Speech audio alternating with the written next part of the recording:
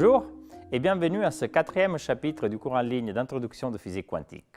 Dans ce chapitre, nous aborderons le formalisme de Dirac. Ce formalisme a été introduit environ en 1930 par un des plus grands scientifiques du siècle dernier, Paul Dirac, qui était l'un des pères fondateurs de la physique quantique et auquel on doit des grandes avancées tant en physique qu'en mathématiques. D'un côté, le formalisme de Dirac est un formalisme qui rend plus simple, je dirais, les notations de physique quantique.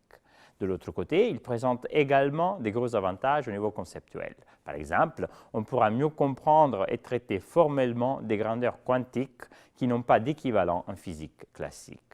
Nous avons vu que l'élément central de la théorie quantique était contenu dans la notion d'état quantique, qui est représentée par la fonction d'onde. Nous avons vu aussi que l'ensemble des états quantiques potentiellement accessibles à un système forme nécessairement un espace vectoriel, afin de satisfaire au principe de superposition. De façon générale, on peut montrer que l'ensemble de toutes les fonctions d'onde forme un espace de Hilbert. Nous ferons l'hypothèse que cet espace est complet et séparable. Une fonction d'onde psi de R et T peut donc être vue comme un vecteur de cet espace de Hilbert. Ce vecteur sera appelé un vecteur d'état. On traitera donc la fonction d'onde comme un vecteur. Nous généraliserons d'ailleurs ce concept de vecteur d'état dont la fonction d'onde n'est plus alors qu'un cas particulier. Autrement dit, nous allons employer un langage géométrique dans nos notations en regardant des fonctions comme des vecteurs d'un espace vectoriel. Dirac a introduit la notation suivante pour indiquer un vecteur d'état. Donc, un vecteur d'état psi, par exemple, s'écrira ainsi. En effet, Dirac s'était dit, bon, d'accord, ce sont des fonctions, et plus précisément, ce sont des fonctions d'onde. Mais elles font partie d'un espace vectoriel. Donc, on peut traiter les fonctions d'onde comme des vecteurs. Et il a introduit cette notation pour indiquer ces vecteurs, que nous appelons vecteurs d'état. Or, il s'agit d'un espace vectoriel, ce qui implique que ces vecteurs peuvent être multipliés par des nombres complexes ou bien s'additionner entre eux pour donner d'autres vecteurs d'état. Autrement dit, pour tout vecteur d'état psi et tout nombre complexe lambda, le produit lambda psi sera encore un vecteur de l'espace EH. De même, toute combinaison linéaire de vecteurs OH est encore un vecteur de l'espace OH. Autrement dit, pour tout vecteur d'état psi1 et psi2 et tout nombre complexe lambda 1 et lambda 2, cette combinaison linéaire est encore un vecteur de l'espace de Hilbert OH.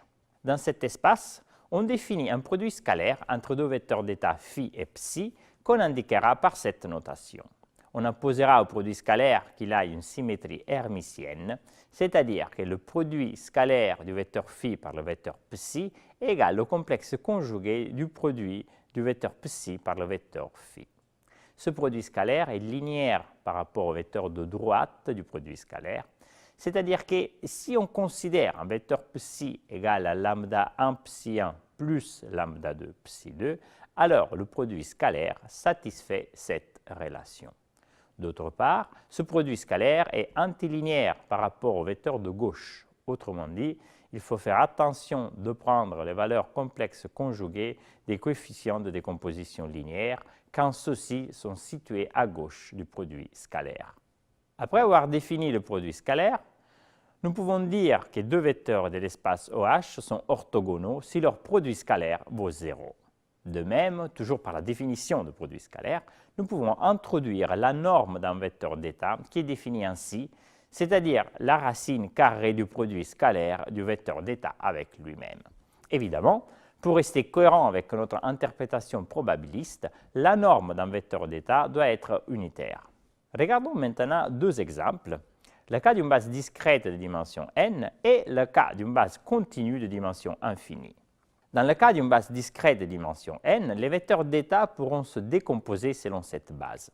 Indiquons par exemple par les coefficients alpha 1 jusqu'à alpha n les composants du vecteur d'état psi et par des coefficients bêta 1 jusqu'à bêta n les composantes du vecteur d'état phi. Le produit scalaire avec symétrie hermitienne s'écrit alors ainsi, c'est-à-dire que l'on regarde le vecteur de gauche comme un vecteur ligne, mais en prenant les complexes conjugués de ses composantes. Et on effectue le produit vectoriel standard. Cette écriture reste valable même dans le cas d'une base discrète de dimension infinie dénombrable, c'est-à-dire ici pour n qui tend vers l'infini. Considérons maintenant le deuxième exemple, une base continue de dimension infinie. C'est le cas par exemple d'une particule en mouvement dans l'espace à 3 dimensions.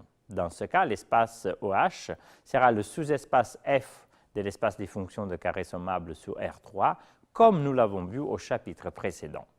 Dans ce cas, les vecteurs d'état de cet espace sont toutes les fonctions d'onde appartenant à l'espace F et le produit scalaire hermitien s'écrit tout simplement ainsi, où on reconnaît la définition qu'on avait déjà donnée de produit scalaire entre deux fonctions d'onde. Or, ici, les variables d'intégration sont les coordonnées spatiales.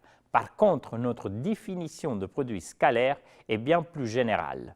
Si on se place, par exemple, dans l'espace des impulsions, on pourra exprimer les fonctions d'onde en fonction de l'impulsion, qui sera donc la nouvelle variable d'intégration. Ce concept sera plus clair lors du 6e chapitre, où nous aborderons les représentations x et p. Dans ce cours, on se trouvera toujours face à une des situations suivantes, c'est-à-dire le cas d'une base discrète à dimension n, le cas d'une base discrète à dimension infinie dénombrable et le cas de base continue de dimension infinie. Donc, le fait d'avoir introduit cette notation nous permet d'écrire le produit scalaire de façon générale indépendamment de la base de l'espace considérée.